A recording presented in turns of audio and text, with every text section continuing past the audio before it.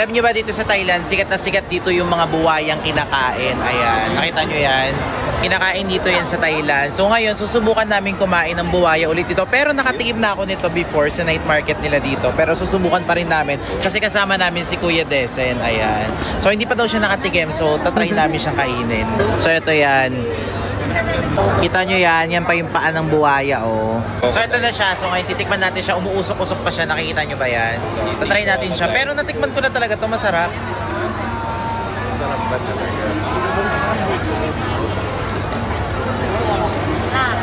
Ang lasa? Malambot yung karne. Lasang meat lang. Lasang meat lang, lasang chicken. So, Matigas. hindi, ang sarap nga niyang ulamin eh, pwede siya sa rice eh. Oh, ikaw. Tikman natin. First time ko itatry. Ano ba? Grab tissue. Ano? Masarap Parang na lasang chicken. O, di ba?